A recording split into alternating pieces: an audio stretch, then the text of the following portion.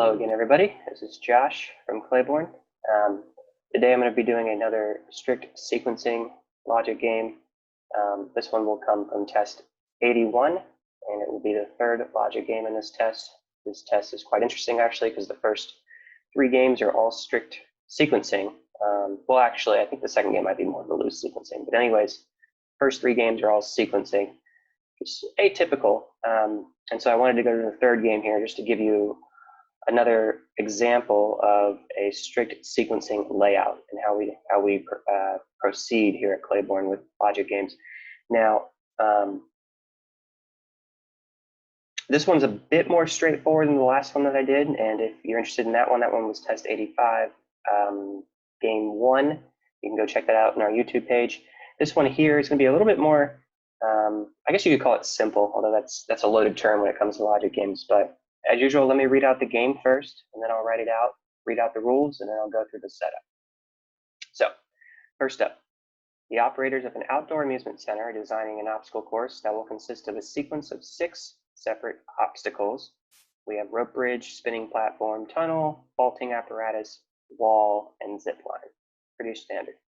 The obstacles will be placed in order from start to finish, first to 6, i.e. sequencing. In accordance with the following constraints, and then they give us only 3 rules, which isn't that much. So again, what I'm going to do here first is I'm going to go ahead and write out the standard sequencing, which are 6 spots, 4, 5, 6. Then we got the players. Again, as usual, I put those vertically. We got R, S, T, V, W, and Z. Now we go to the rules. Again, goal here is to write the rules on the game board so that you don't have to refer back to this block of text. Again, you'll be able to translate much more quickly and smoothly if you're able to symbolize the rules themselves on the game board. So first up, we have S. The spinning platform must be 3rd or 4th. Pretty straightforward. You can just put S3 or S4. And if you watched my last video or any of the ones that Clay have done, this, again, just thinking ahead, this is probably going to be a good place to start for splitting the game boards, because we either have, there's only 2 options, right? S is either 3 or S is 4. But we also have a block in this case. The next rule says the wall must be placed just before the zip line. Again, translate that out. All that means is W must come right before Z. And for those types of blocks, I always put the lines underneath to symbolize that they are right next to each other. Again, like I did last game, if it told us that W and Z must be next to each other, but we don't know what order, then you can put a semicircle there, like that. But in this case, they actually said that W comes right before Z, so that's even more helpful. There's less ambiguity. All right, those are the first 2 rules. Last rule, R, the rope bridge, cannot be placed just before or just after the vaulting apparatus. So that is an anti-block. Again, anti-blocks are usually, well, they're less helpful for starting the game board, especially with sequencing, because anti-blocks merely tell you what can't go together, which usually means that there's a lot of other options, whereas a block like this WZ, much more certain and less options. Okay, so yeah, all I'll do here is just put R, V, and V, R. Again, do the dashes beneath to say that they're blocks. If I can write it out correctly. And last but not least, they can't do that. So cross, cross. V and R can't go together. Let's take stock before we split our game boards here.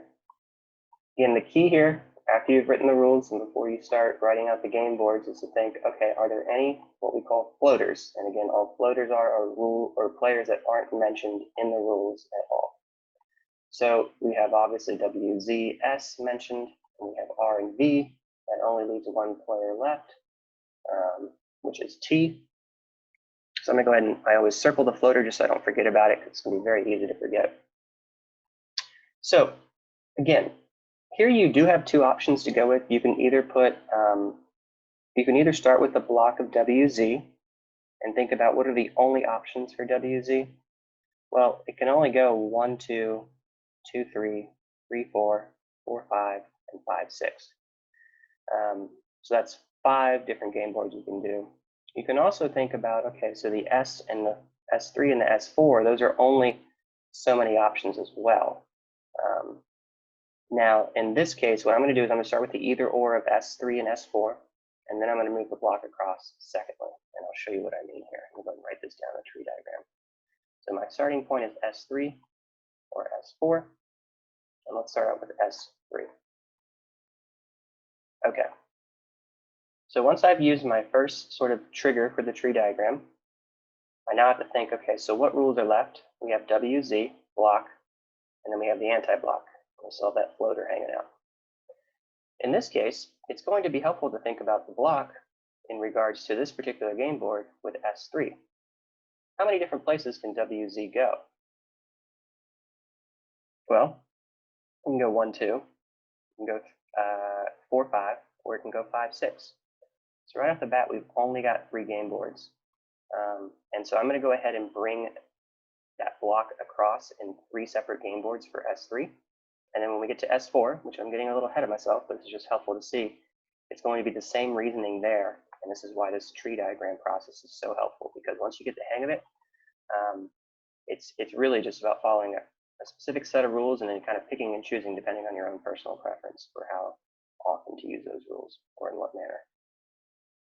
Okay, first one, WZ 1, 2, and then WZ 4, 5, and then WZ 5, 6. There's 2 different ways to do this. You could always just start with the first game board and not write these out yet. I like to just go ahead and write the 3 that I know will be there so that I don't have to worry about that. And then I'm going to take each of these 3 game boards one at a time and see if there's anything else that I know. Let's take this first game board. 3 spots left. We either got R, T, or V. We know that R and V can't go together. Always think about, of the 3 spots left, are there any spots that we know for certain? Think of it like this. Could either R or V go into 6 or go into 5? Well, no. Any idea why?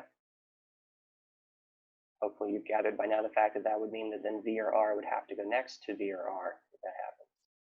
What that then means is that T must be 5th. The final 2 spots, you can either do R/V if you want, something like this, because at this point there's really no difference, or you can leave them blank. Either way works. It's really up to you in that case. Second game board, along with this third game board, reasoning is going to be very similar. Again, I always like to think of the spots left. Do I know what can go? Can I at least get one of the spots in there down to 2 players, I should say. And this last spot's very helpful because think about it like this. Can T go in this last spot, number 6? Well, no, because again, we're left with the RV problem if that happens. So what I'm going to do here is I'm just going to put R/V in 6 and then move on. Again, that just helps symbolize that T can't go there. It can go in 1 or 2. And again, you can write that out, but it tells you the same exact thing now what I'm doing here as if writing it out, which is, again, the goal here is to represent the most that you can symbolically without becoming confusing. Same process here for this third game board. Really, again, just RV for spot 4.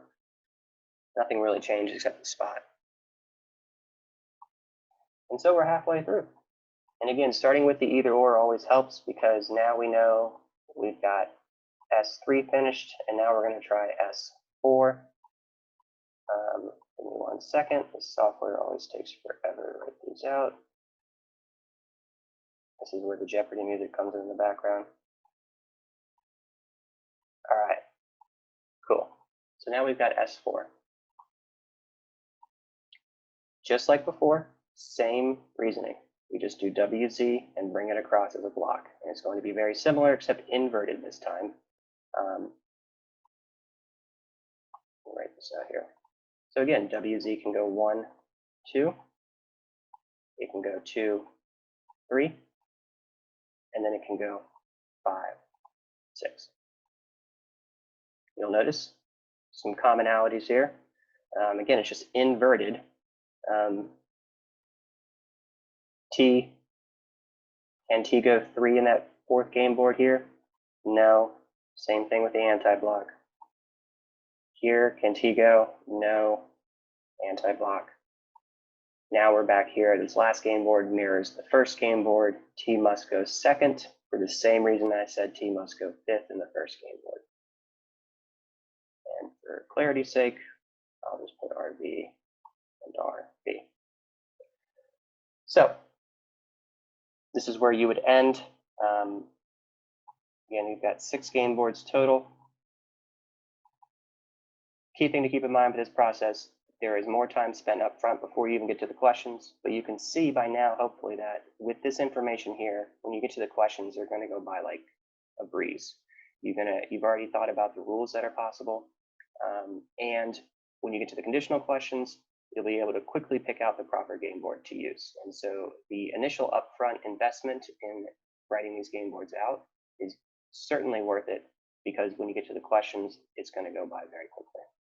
All right, again, if you have any questions or comments, feel free to leave them in the box below. And yeah, hope you have a good rest of your day. I'll see you again next time.